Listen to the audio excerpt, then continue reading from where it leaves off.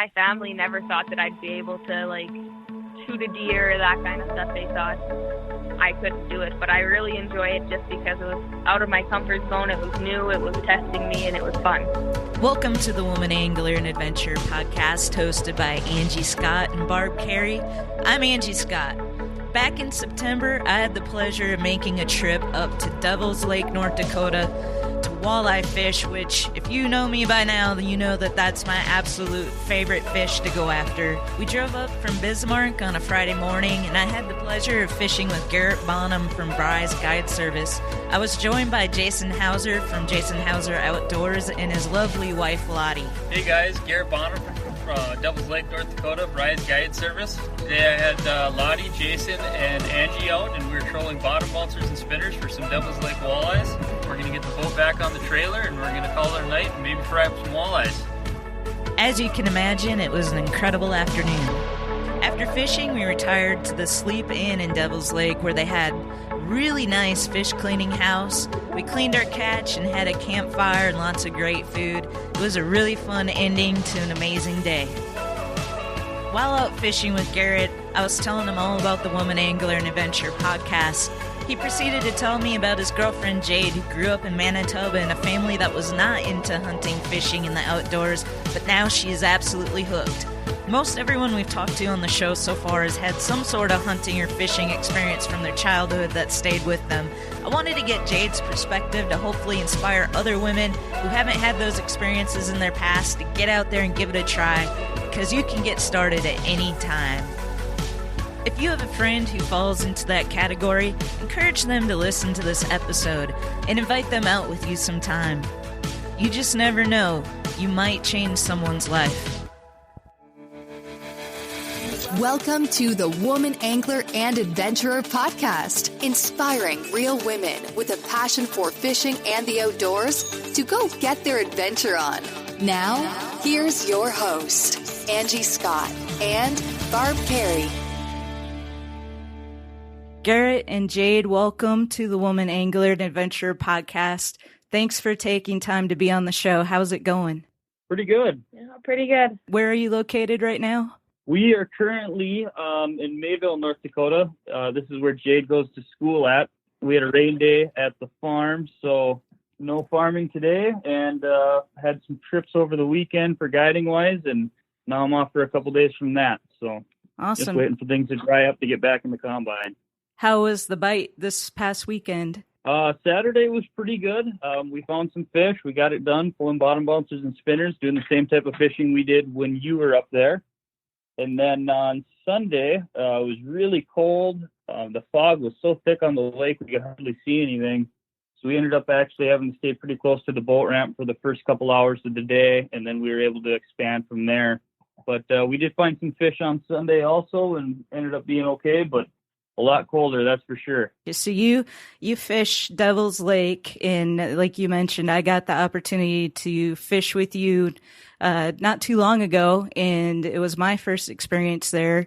And that's a pretty cool lake, and it's an interesting lake. Do you mind telling listeners who might not be familiar just a little bit about Devil's Lake? Yeah, so Devil's Lake is, like you say, really interesting body of water. The lake was almost been dry to a point, and now it is basically going over the bank. 2011 was a high point where the water was way up. They had to build up roads around the lake. They had to build up a levee around the town. I don't remember if I showed you or not when we were going through town, but there's markers on light poles that show where if the levee were to break, where the water level would be at, and it's about 10 feet up onto the light pole. So it's pretty interesting to see that, and a lot of farmland has been lost because of it.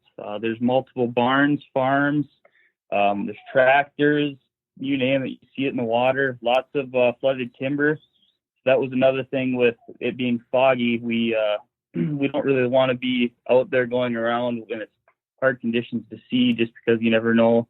I've traveled the same path day in and day out, and all of a sudden there's a stump that's showing up out of the water. So you just really never know where you're going to see a stump sticking up or really anything. I know some guys with machinery, a lot of lower units taken out on flooded roads.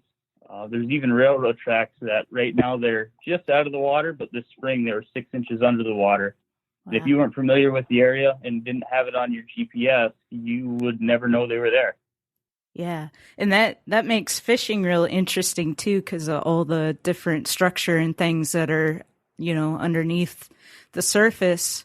And so I thought that was really interesting when we're out there fishing, and you could even pull up an old map of what it looked like and see exactly like what you're going over at that time. So that was pretty neat to see. Yeah, basically everything that we fished when you were with me in 1990 would have been dry land. Yeah, that was so cool. And so you're fairly young. I think you said you're 21. Yeah, 21. Yep, almost 22 here. Only got about another, I think 10 days. Okay, so. And you've been guiding now for about 4 years. How did you get into it and at such a young age? Well, I grew up with a lot of people that did it. My dad's been doing it since '97 as a part-time in the summer. He was a high school science teacher. And so got to grow up being around him doing it and a couple of the guys that he worked with day in and day out. And so when I graduated high school, I ended up moving to Devil's Lake from Fargo to attend college there. And between the summer of my senior year of high school and freshman year of college, I fell into guiding, really. It was a last-minute deal where they needed an extra guide for a trip, and I got the call up to give her a go. Borrowed a boat, borrowed all the equipment to do it, and did the 3-day trip and just had a blast. And I thought, I got everything to do it now as far as licensing and insurance-wise. Why not try to do as many trips I can for the next summer? And ended up getting hooked up with Bry's guide service. And then through that, Bry has since then given me a full-time position. That's awesome. And it sounds like you stay pretty busy. Yeah, I think right now I'm really close to 100 days for the summer. I think I'm about 97 right now and have some more trips booked ahead here. So I'll break 100 days this summer. So that's really exciting. That'll be my first time breaking 100. And then you do some guiding over the winter as well in the ice fishing. Yep, and then the ice fishing full-time all winter. And then that just varies for how many days on how long we can really do it as far as ice conditions go. Sometimes we ice out first part of March, and sometimes we're iced out at the end of March. Just really all depends. We never know what's going to happen. Love that. It sounds like you had some pretty good mentors to get into it, and some good support up there too. And you have a pretty sweet boat as well. I really enjoyed fishing out of your boat. It's a good size and seems pretty perfect for guide trips. No, I really like it. I was fortunate enough to be able to upgrade to that boat this spring, and hopefully be in one every year now for however long I continue to do this, along with my deal from Woodland Marine and Nitro Boats. So hopefully things continue. Yeah, that's cool. All right, so Jade, tell us a little bit about your background, because unlike Garrett, I heard you didn't really grow up around the outdoors much. No, I did not. I'm from a really small town, kind of by Lake Winnipeg, actually, which Garrett was pretty happy when he found out that. But my family was really big into sports. So in the winter, it was a lot of hockey, basketball, volleyball, and in the summer, we played a lot of baseball and softball growing up. So it was always go with that. And we never had time or took time to do like normal summer lake type things. So yeah, it wasn't until I came to college that I really took time to do stuff like that. Yeah. So you met Garrett, and is that kind of like really what started getting you into it, or have you already started getting into it before then? No, it was definitely when I met Garrett that was kind of his thing, and he invited me a few times, and I kind of slowly started. And then the more he took me, the more I kind of got into it. Cool. So what do you think has drawn you? Because you've gotten a little bit into hunting and fishing, and there's plenty of couples out there where one of them's really into it and the other one doesn't want anything to do with it. So what do you think draws you personally to those activities? I mean, The fishing I like a lot. It's really relaxing, I find, especially in the summer. I like to sit in the boat and sit in the sun when it's nice out and fish. Another thing is I'm really competitive, so we like to see who can get the biggest fish or who can get the most fish. It's fun that way. The hunting was actually, I never really thought it was something I'd be into. Mm-hmm. But Garrett, I like deer sausage and the deer bait. Garrett made a bet with me. I said I wanted more of it. He said that if I wanted more, I had to shoot my own deer. So he kind of went and set it all up for me, and that's how I got into hunting. Wow. Because I like the food. Well, that's a pretty good reason. You tell us the experience, what it was like shooting your first doe. Well, I was really nervous. Like I said, it was new to me. So I went out and practiced that morning with his roommate. And it was really, really cold. It was the end of deer season, so it was like the first day or second day of January, and it was really cold. I couldn't feel my fingers while I was practicing, so I was really nervous, and I'd only practiced from like the ground level. And we went to his dad, a farmer that his dad worked for, who has a lot of land and has a lot of deer. And we went to his tree stand, and so they're telling me how I have to change my angle of where I aim. So I was really nervous. I didn't know if I could adjust without practicing. Mm-hmm.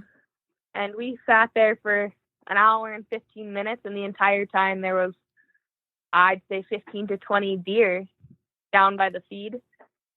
And we kind of just waited for the landowner to say, yeah, that's a good one. You can shoot at that one. And so when he finally said it, it was, first shot I took was, right to the heart, and he ran about 50 yards, or she ran about 50 yards before she went down.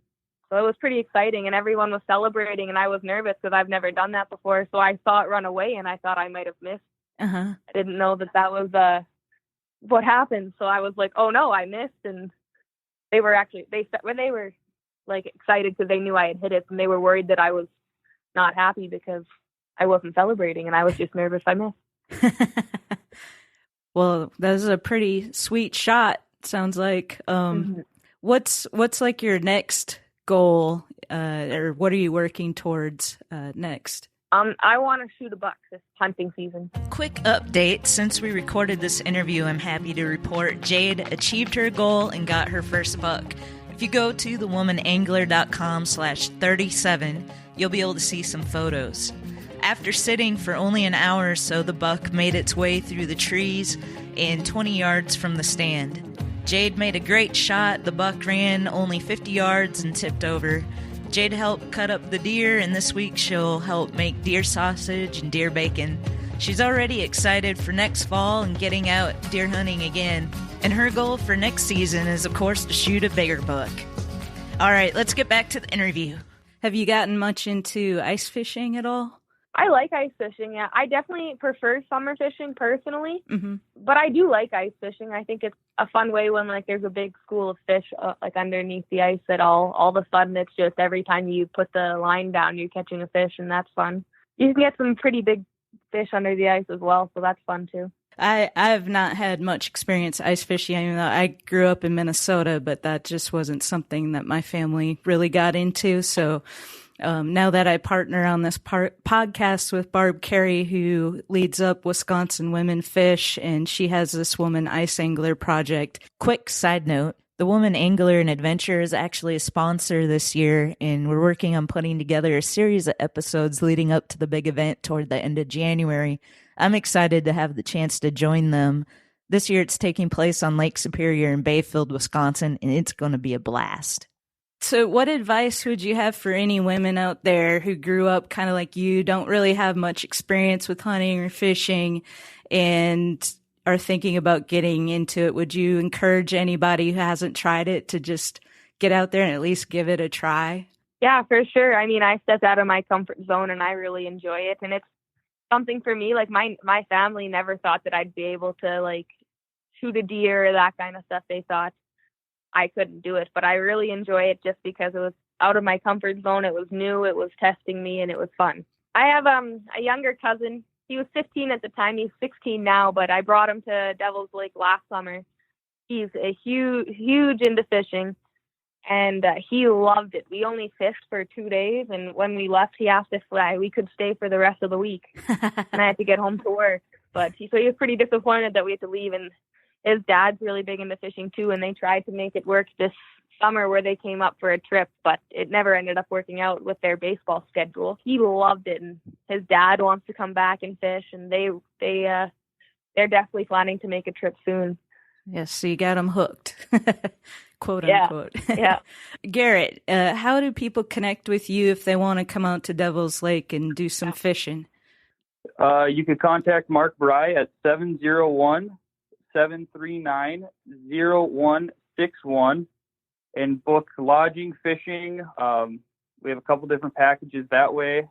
We also do snow bear trips in the winter. If you're not familiar with the snow bear, it's a big fiberglass, almost kind of like a minivan would be the best way to describe it, with skis on the front of it and tracks on the behind it. And it's got holes in the floor that lower and raise the ice. So we do winter packages with those, or the portables, which I do, which are Eskimo flip over ice houses.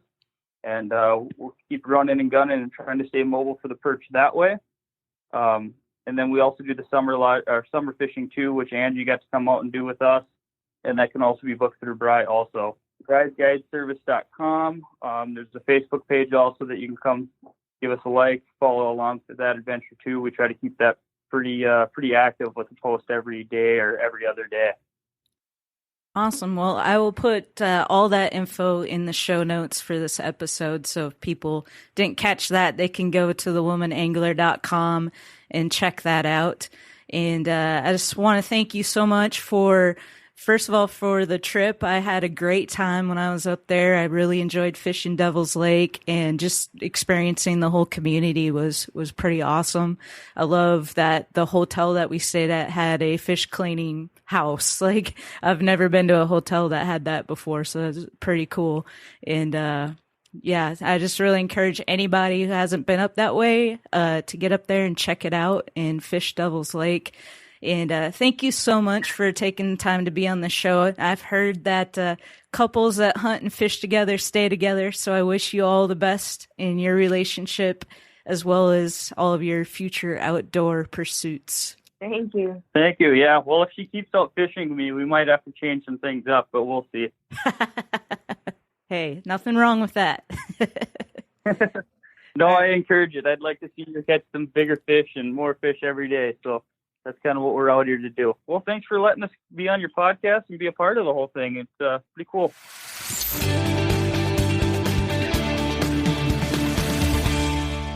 Thanks for tuning in to this episode of The Woman Angler and Adventurer. Remember to share this episode with someone you think might be inspired by it. And stay tuned for next week's episode, where Barb has a chat with Brenda Meyer from True North Guide Service. Until then, keep getting out there and enjoying the outdoors. We're absolutely loving all the photos, posts, and engagement in the Woman Angler and Adventurer Facebook group, so keep them coming.